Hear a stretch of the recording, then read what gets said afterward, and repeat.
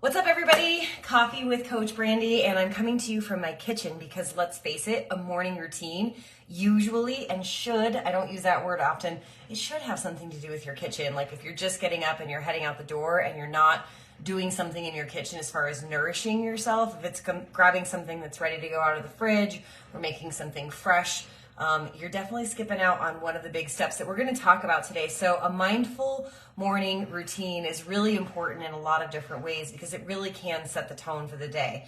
Now, the first thing I'm going to say is, because I am a realist, like I put in the tag to this video, I understand a lot of us don't have time. Whether you're chasing after kids or you've got this deadline at work or you overslept, crap happens and life is real. But I also want you to get really real with your excuses. And excuses can be very, very powerful. We can believe them to our core and let them be part of our stories. So the first thing is, if you're saying, I don't have time, I challenge to ask you, do you take your phone with you to the bathroom in the morning? And if you say yes, then you have time, because you'll spend more time scrolling, looking at Facebook, Instagram, Twitter, whatever all those social media things are, your news feed, your email box, while you're on the toilet. Let's be real. So you have to make sure that that trip is as efficient as possible. Yes, you want to spend the time necessary in there to take care of the things that you need to do, but take really a good, honest look and do a time audit of your morning.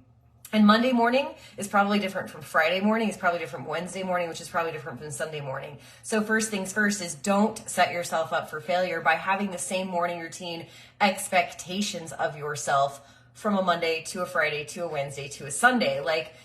I hope you don't get seven separate morning routines, but realize that there's probably going to be some differences if you work different shifts, if your kids have different things in the morning, if it's a work day compared to a weekend.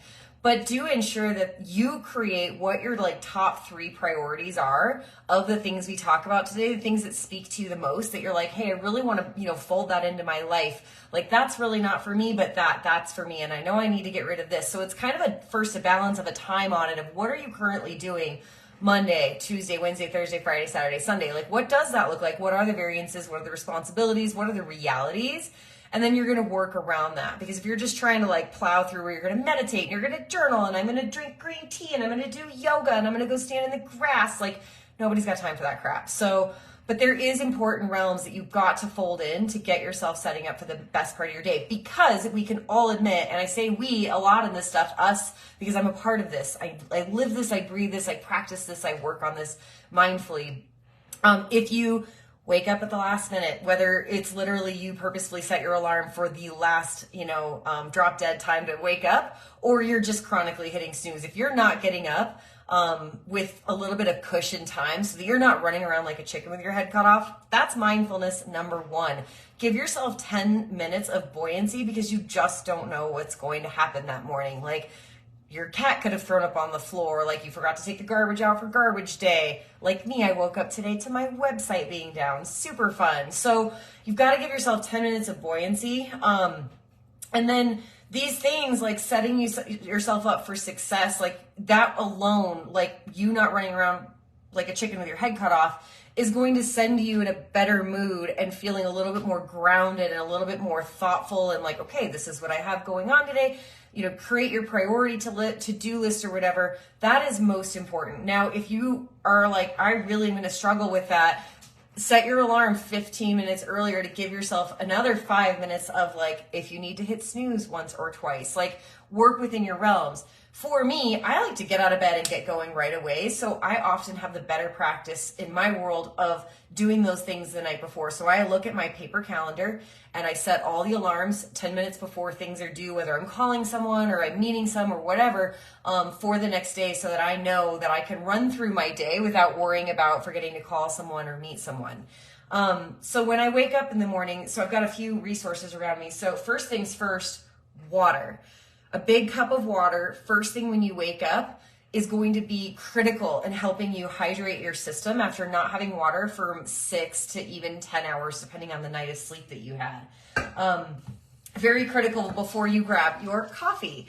And so first of all, how much water are you drinking? Do you go straight to coffee? How much coffee do you drink? What type of coffee it is? Is it just water and coffee alone are its own little like compartment for you to kind of niche down and work on. So that could be one bullet point that you work on. Another one is nourishment, right? So protein needs to be first and foremost. So I know a lot of my ladies complain that like they don't feel hungry in the morning, or they get nauseous if they eat. Like they don't want to sit down to a big plate. I get it. Like, and some of us have to run out the dang door, right?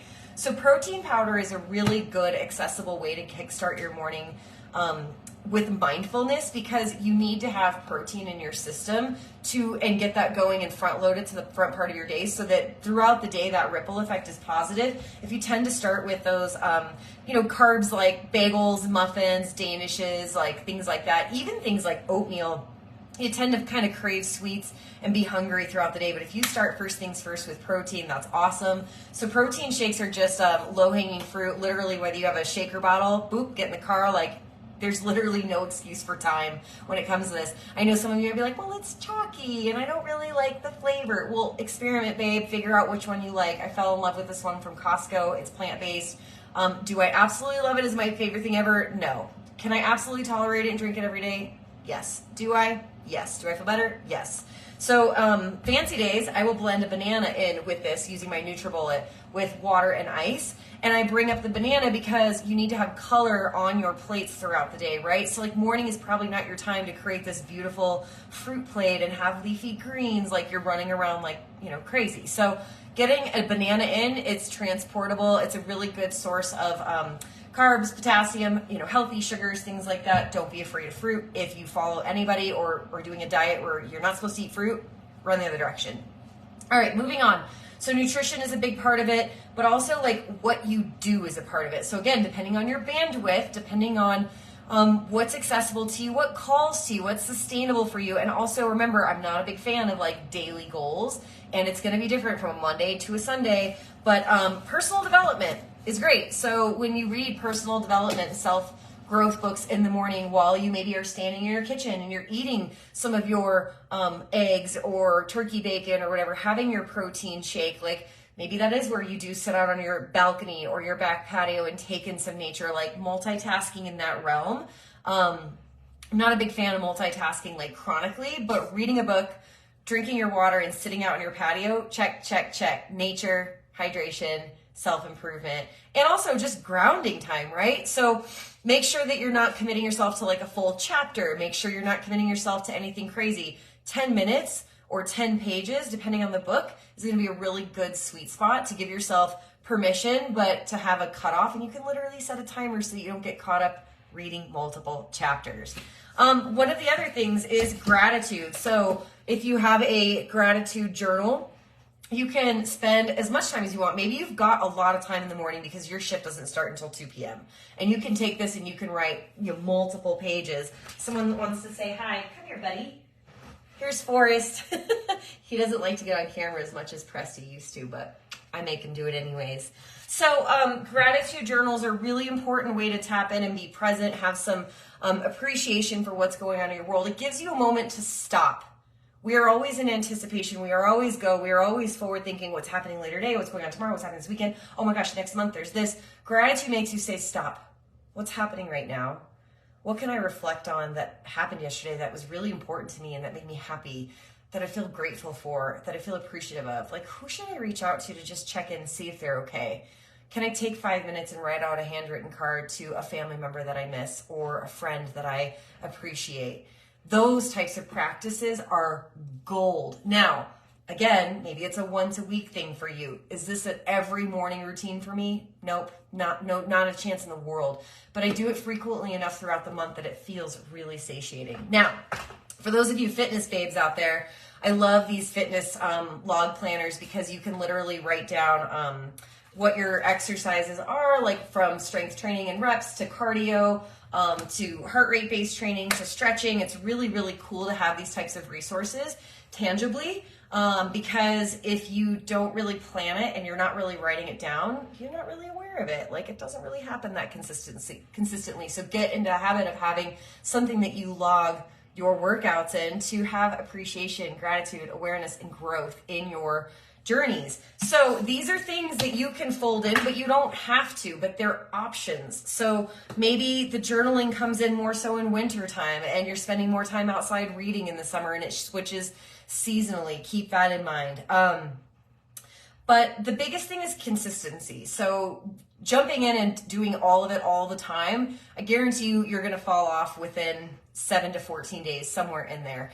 And that will feel defeating and you will be frustrated and you will be like, what's the point? I can't do this. So literally just pick one thing from today. Try it for 7 days. See how it feels good. Is there a day that it doesn't fit? Is there a day that it's absolutely perfect and you can actually do more of it? That's fine too. Because consistency is really important. I'm just reviewing my notes to make sure I didn't forget anything. Stretching and breathing and meditation are also things that you can physically do with your body. And I don't know about you, the majority of the people that I talk to like to tend to work out early in the morning, even if they're working out at lunch or after work when they have to do it because they don't have the opportunity in the morning. Sometimes we have half an hour, sometimes we have 5 minutes, sometimes we have an hour. Again, it just depends, but carving out whatever time you can, whether it's a 3-minute recorded morning meditation that includes some mindful breathing. Maybe it's a 20-minute recorded stretch. Maybe you actually go to a 1-hour fitness class somewhere. Maybe you take a Feed Your Soul 40-minute workout that we've got in our studio or online. Like budgeting some time in the morning to make sure you are moving your body and intentionally using the lungs, the air in your lungs is really important for our mood, for our heart space, and how we treat other people and how we talk about ourselves. So if you're noticing your mood is negative, if you notice that you are struggling with depression, mood swings, if you're in those realms, like you're probably not moving enough. You're probably not drinking water. You're probably not intentionally breathing. So folding in these accessories to help can also make a big impact on your day. So everything starts with the morning, which can feel like, in conclusion, just sometimes overwhelming. Like, how much can I really get done with my day? I won't lie, sometimes it feels like a lot. And the days when, the last 2 days, I'll be vulnerable, Monday and Tuesday, I literally just woke up and went to work and I went hard.